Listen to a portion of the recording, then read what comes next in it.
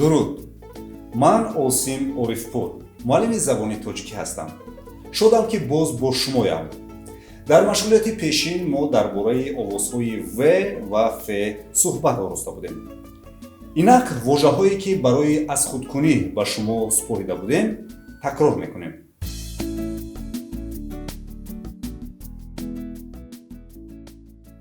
фардо, фалак, афсона, каф, зарф, варзиш, ватан, хавф, савсан, нав, ҷав, ҳаво, гов ва гуворо. агар дар хотир дошта бошед, мо гуфта будем ки дар сохта шудани фонемаҳои в ва ф забон иштирок намекунад.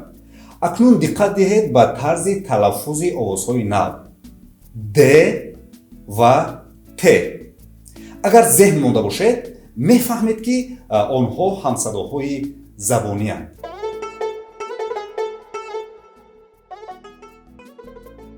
дар забони тоҷикӣ хусусияти барҷастаи ҳамсадоҳои забонӣ он аст ки дар тавлиди онҳо забон ва ҳамаи қисмҳои гуногуни он ширкат мекунад.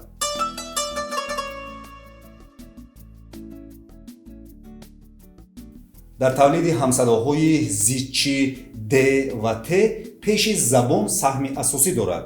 ин фонемаҳо дар натиҷаи ба қафои дандонҳои боло расидани нӯги забон сохта мешаванд. нӯги забон ба боло бардошта мешавад ва рӯи он ба пӯстаи дохили дандони боло мерасад ва дами ҳаворо мебандад. аз ҳамин рӯ онҳо ҳамсадоҳои рӯи забонӣ мебошанд. дар тавлиди д ва т лабҳо озоданд.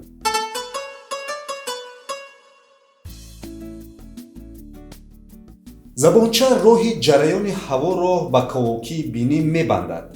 ҳамсадои д ҷарандор ва т беҷаранг мебошад.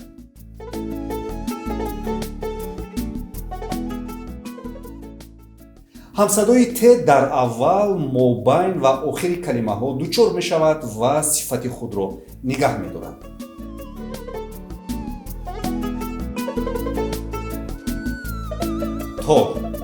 тор як асбоби хушоҳанги миллӣ аст. ягон тӯи маърака ва ҷашну маросими тоҷикон бесадои гӯшнавози тору танбур ва таблаку най намегузарад. дутор низ аз бародарони қарини тор аст. ҳамчунин намудҳои сетор, чортор, панҷтори онҳо маъмул ҳастанд. бубинед, тоҷикистон чӣ қадар фарҳанги бой дорад. дар воқеъ кишвари мо аз меваҳои шакарин ҳам хеле ғанӣ аст. тут як намуди меваи хурди гуногунранг аст ки моҳи май пухта мерасад. дар гузашта мавсими чидани тутро охири сардиҳо меҳисобиданд. зарбулмасали тут дар мушт, пӯстин дар пушт гуфтаи болоро тасдиқ мекунад. кат ҷиҳози чорпояи калон барои нишастгоҳи оилавӣ ва хоб рафтан аст. тобистон зери сояи маҷнунбек истироҳат кардан одати хуби тоҷикона мебошад. ҳамсадои т танҳо пеш аз ҳамсадоҳои ҷарангдор метавонад ҷарангнок шавад. масалан, чадр. аксар минтақаҳои кишвари мо хеле серборишанд, хусусан маркази он шаҳри Душанбе. ҳавои инҷоро дар фаслҳои баҳору тирамоҳ пешгӯӣ кардан душвор аст. бинобар ин, агар гузаратон ба шаҳри Душанбе афтад, пеш аз кӯша баромадан дар фаслҳои баҳор ва тирамоҳ ҳатман бо худ чатр гиред. кӣ медонад таби ҳаво чӣ гуна мешавад? ҳамсадои д низ дар аввал, мобайн ва охири калима омада метавонад. вале дар охири калима пеш аз ҳамсадоҳои беҷаранг метавонад ҷарангнокии худро аз даст диҳад. масалан, биёед як муаммо мегӯям. он чист ки аввалин шуда ба хона дарояд, на хонуму на кӯдаку на пирро эҳтиром намояд. ёфтед? бале, ин калид аст. калид. бубинед, вақти талаффузи ин калима ҳарчанд ҳамсадои д навишта мешавад, вале чун т хонда мешавад. калид. фонемаи д дар аввали калима дар байни ду садонок ва пеш аз ҳамсадоҳои ҷарандноку сонорӣ сифати худро нигаҳ медорад. дил.